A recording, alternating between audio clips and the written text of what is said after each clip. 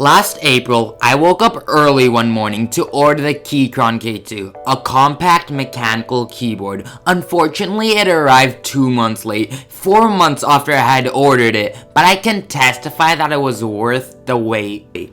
Unlike most products from Kickstarter, this product actually lives up to all its promises.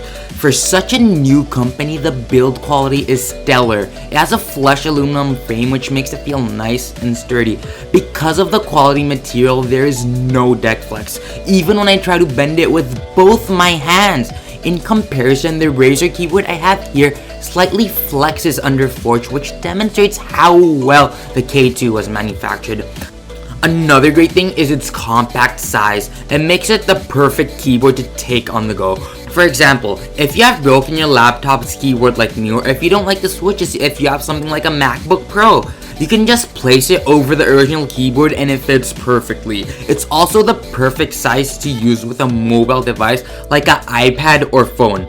I agree that using this keyboard in such a situation is overkill, but a little overkill isn't too bad sometimes. It's not like you'll be that guy who brings their entire gaming setup to the library. Lastly and most importantly, since this is a mechanical keyboard, you're probably wondering about the switches. The one I have is equipped with Keychron Red switches, which I think is pretty similar to Cherry Red's, and here is how it sounds.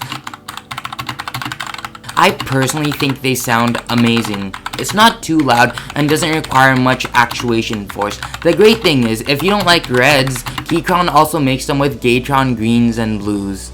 As for the small things, the keycaps are amazing. They're curved, which makes them feel fantastic. When I head in for a tap, they feel like they're melting into my fingers like chocolate, making it feel so much more satisfying. On the top are the media keys, which control stuff like brightness, keyboard lighting, play and pause, and volume. To the side are what I call productivity buttons, which help scroll through web pages faster. And finally, on the top right, there's a lighting key, which helps control the RGB lighting. This is also a nice feature, but with such an expensive keyboard, I expect to see software like Razer Synapse, which allows higher levels of customization for the lighting and the keys. Although I love this keyboard, there are some annoyances I have with it. For example, the armrest is basically a piece of wood which looks hella nice for my desk setup, but it barely aids in comfort, which is the only reason I paid extra for it. And yes, if you didn't know, it's a paid accessory.